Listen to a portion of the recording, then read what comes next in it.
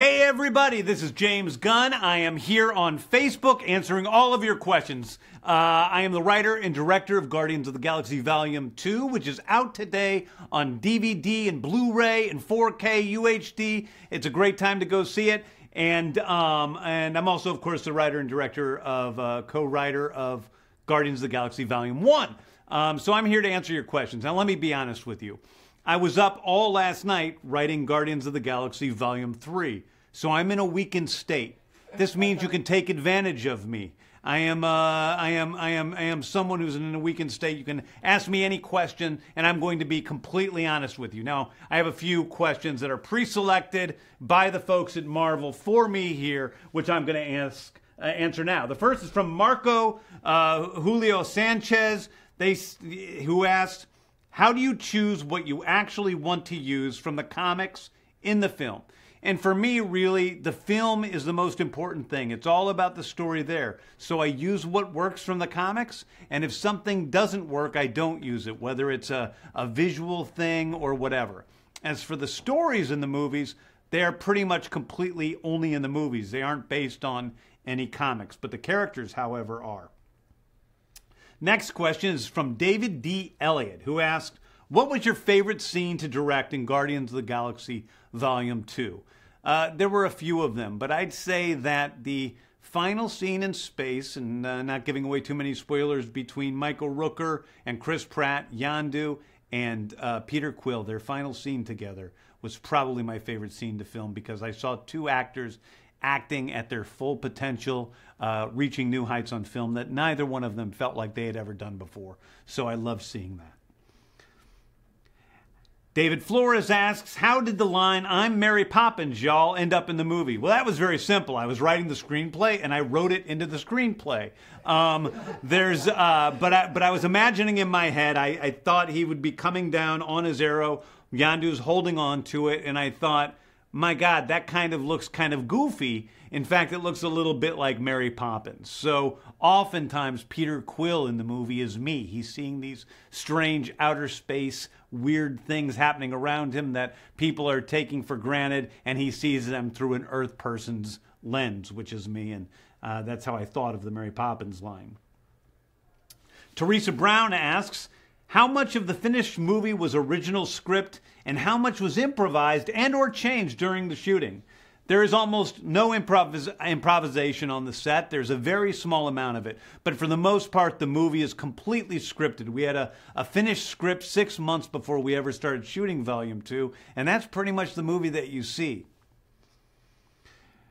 Somebody asked about the Guardians Inferno. How did the Guardians Inferno music video come together and what inspired it? I will answer that, but first we'll show a little tiny piece of the Guardians of the Galaxy Inferno music video. You can watch it right now.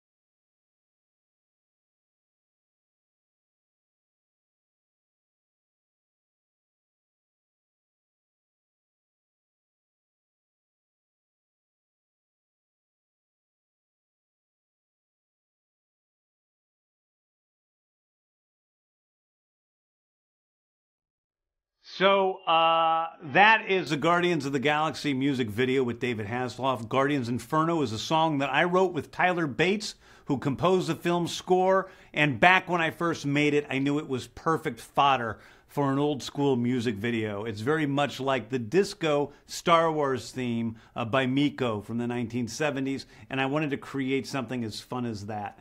Originally, I got my friend Dave Yarovesky to direct it. And it was just going to be David Hasselhoff and me in the video. But I asked Pom Klementiev, who plays Mantis and Karen Gillan, who plays Nebula, if they wanted to be in it, because they're both incredible goofballs who are always sending me videos of them singing karaoke songs in the middle of the night. So I knew that this was right up their alley, and they wanted to do it. My producer, Simon Hatt, asked Dave Bautista and Michael Rooker to do it, and then everybody else became involved because they felt left out if they weren't involved. And that's how that came about. We had a great time doing it, and I loved it. Okay, so I got some more questions. They're coming up live now. Kyle Griffin asks, would you say Rocket is less mean to Drax in Volume 2, asking because of that special bond they formed at the end of Volume 1 when Drax showed Rocket affection by petting him? Yeah, I think that that was an incredibly important moment between those two characters. I think you can safely say that that was the first time that Rocket has ever experienced any sort of physical affection from someone. And I think that he and Drax are buddies because of that. I think he and Drax are also buddies because they're kind of the two, no good jerks on the Guardians team.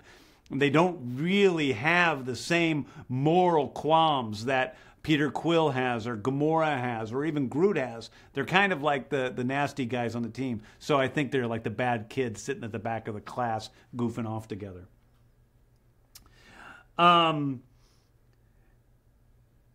Since Yondu gave Peter the Zune, there's a Zune spoiler at the end of the movie, and we're going to be giving away some Zunes pretty soon. Actually, not today, but in the near future, we have Zunes signed by the entire cast.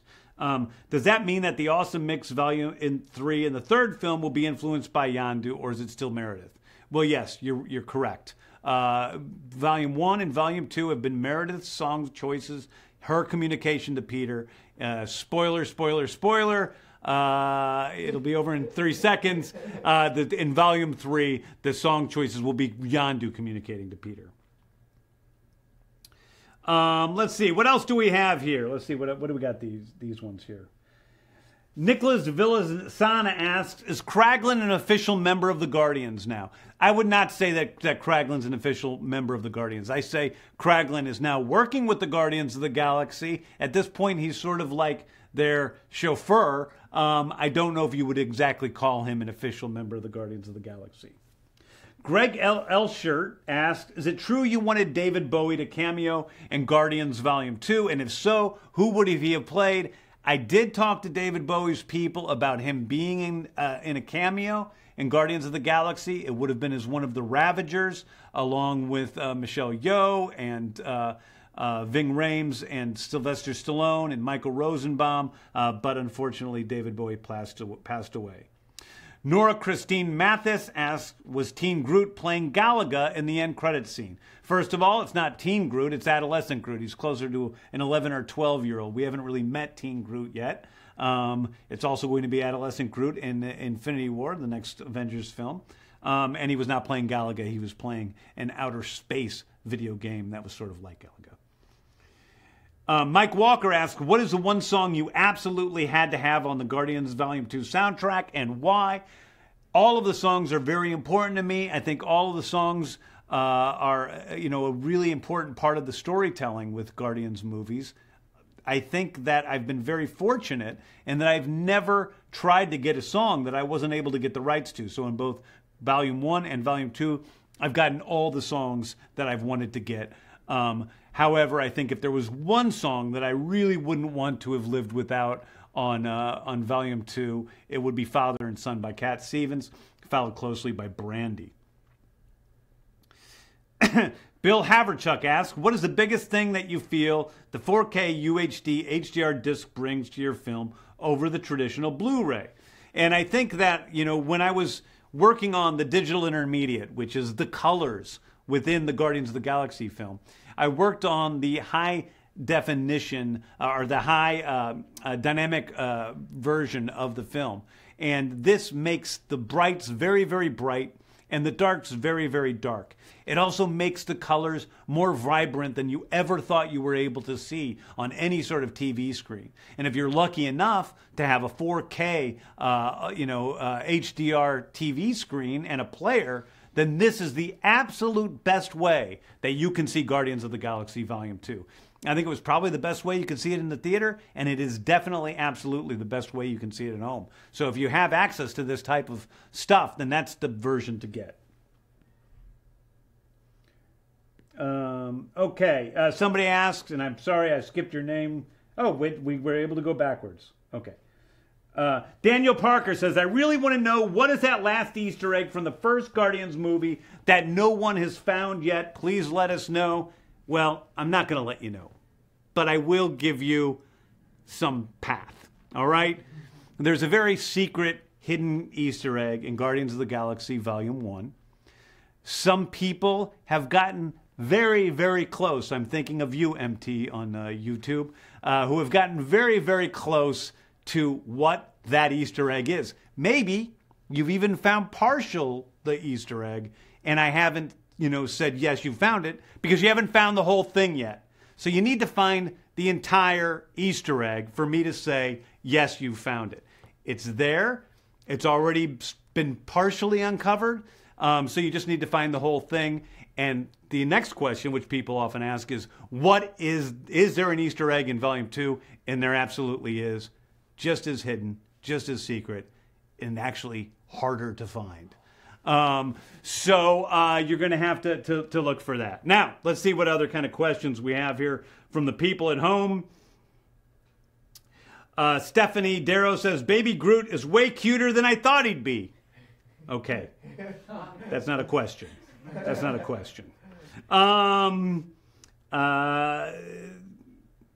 Let's see. People are asking a lot of spoilers about Infinity War. I can't answer these. As weakened of a state as I am in, I can't answer questions about Infinity War. But yes, you'll be able to see the Guardians of the Galaxy in Infinity War. I'm an executive producer on the film. I'm taking great care that the characters of the Guardians will be as true to themselves as they have been in both the Guardians movies, and that we're creating a wonderful, enormous film. Quite honestly, the biggest film ever made in the history of cinema, and you guys are going to love it.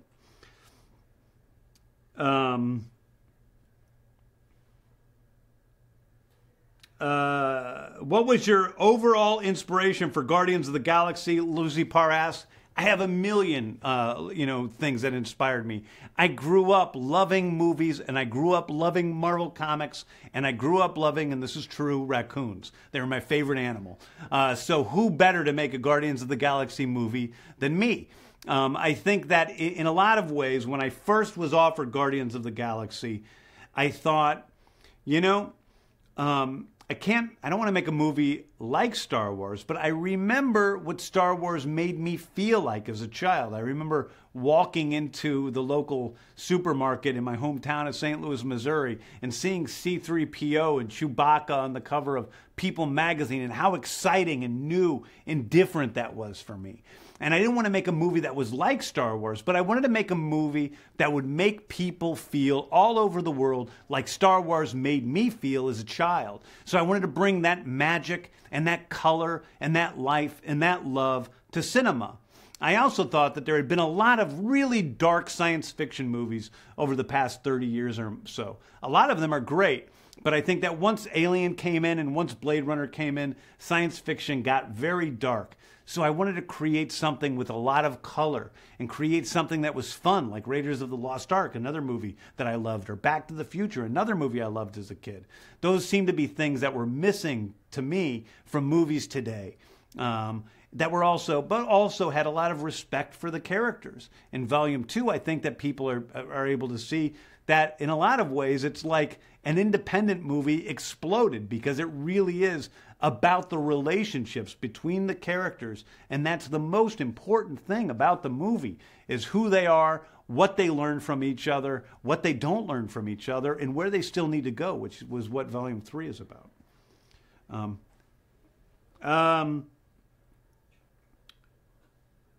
Okay. Somebody's saying Queen is great. People are asking about my buddy Nathan Fillion. Will he be in Guardians 3? I don't know yet. I haven't made up my mind. They're asking questions about Infinity War spoilers. Is Nova, Louis Ordaz asks, is Nova, and then in parentheses, Richard Rider, making sure that that's the Nova that he's talking about. Contemplated for Marvel's Cosmic Universe. Yes, definitely, Nova comes up occasionally as someone we might use. One of the things I'm doing with creating Guardians of the Galaxy Volume 3, it will take place after the next two Avengers movies, and it will help to set up the next 10, 20 years of Marvel movies. It's going to really expand the cosmic universe. We're going to be setting up new characters. It will be the last movie of this version of Guardians of the Galaxy. And so anyway, you guys, Facebook is telling me I have to go. I want to stay here all day, but they are kicking me out. Perhaps someone else is coming in this room, but I have to go. So I love you all. Thank you so much for joining me and listening to me about all this nonsense. If you want to go out and buy the DVD or the Blu-ray or the 4K versions of Guardians of the Galaxy Volume 2, you can do that right now, today, or you can go on Amazon or any of the other sellers and just buy it online. So please do that. And before I go, I'm going to leave you guys with a little glimpse of what the Blu-ray has to offer. Again, I love you all. Thank you guys so much for listening. Hello, boys. I'm Mary Poppins, y'all! Okay, good, that's it. Cue the music. I am Groot.